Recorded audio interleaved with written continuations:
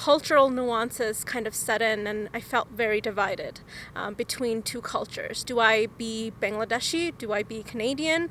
Who am I?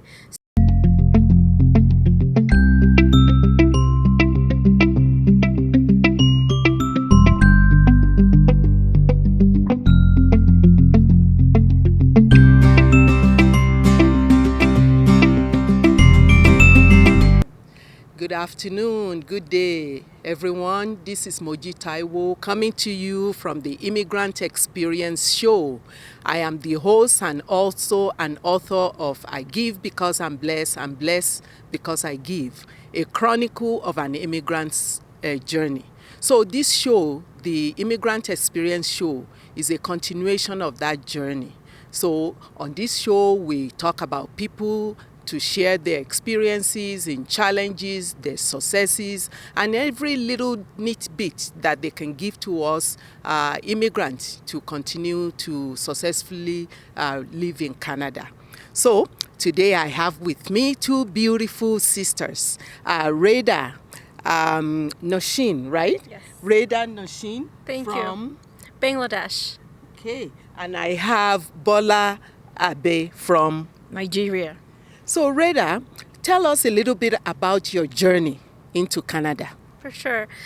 So I immigrated from Bangladesh with my parents at age 9. So I've been living in Canada for almost 20 years. At first, it was an exciting event. As a child, that's all you hope for with your family. As I was growing up, though, that's when the cultural nuances kind of set in, and I felt very divided between two cultures. Do I be Bangladeshi? Do I be Canadian? Who am I?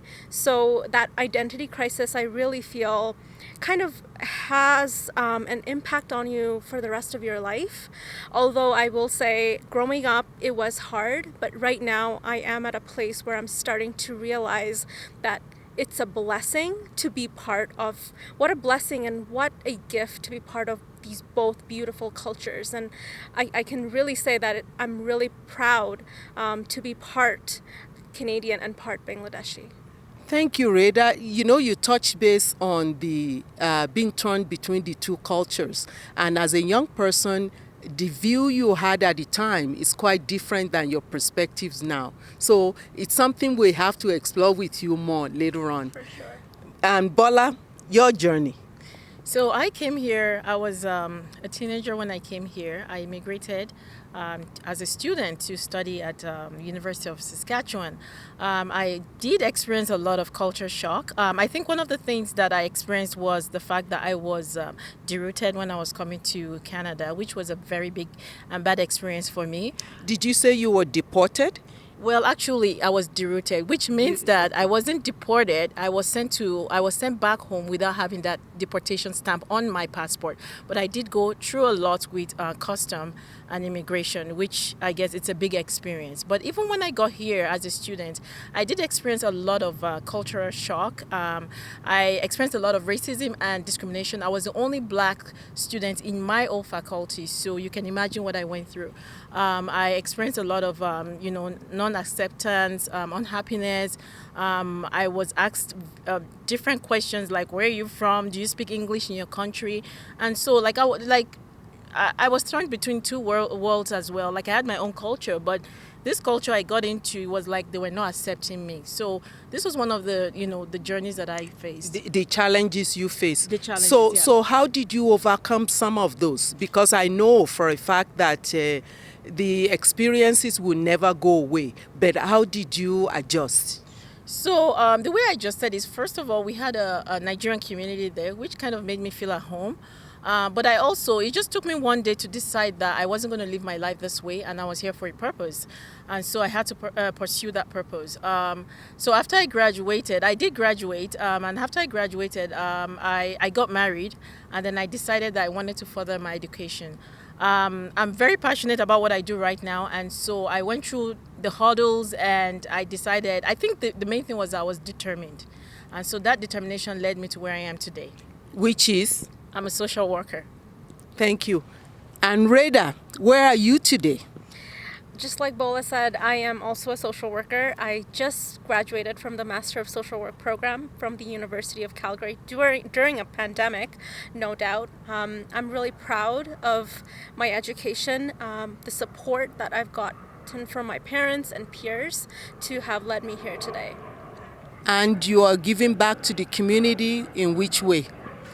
By being a social worker, by being a volunteer, by being a community organizer. And just to reiterate my point about being torn between the two cultures is that's how I can give back. Because I have that lived experience of what I went through, now I can help other immigrant kids and other immigrants who are coming new to the country to provide that professional and lived experience perspectives to our community, because we want to see our communities thrive and be as welcome as possible.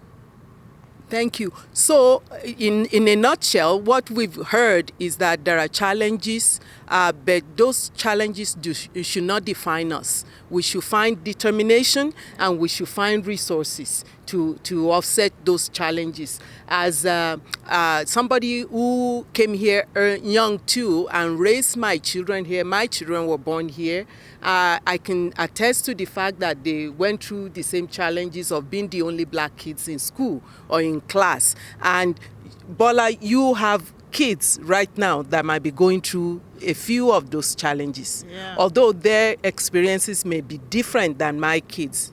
Yeah, they were born here, so obviously their experiences will be different. Even though they're Nigerians, they're Canadians, so they're torn between those two worlds. Like outside, they're hearing something different. At home, they're hearing something different. So it's a challenge for them to decide who they are, their identity, who really they are. And sometimes I actually try to explain to them who they are, like their culture, not to forget their culture, but they're also in Canada, but at the same time, their culture matters to them. So these are some of the challenges they face: their identity, who they have to please, what place they have to place themselves, because the outside world is telling them to be this, and their culture is telling them to be that. Yeah. So we will have to get somebody like Raidah, who's gone through both, to explain to them that they are actually in a good position. They are blessed because they have two cultures to draw from. So thank you so very much, Raidah and Bola, for joining us today. So our tidbits today is, do you know that Alberta shares 9.6% of the total number of new immigrants in the last fourth quarter of 2020 compared to 12.3 in 2019. So we can blame that maybe on pandemic or whatever, but that's the statistics, and that's our tidbit for you today. Thank you for watching, and hope you subscribe, like us, and share.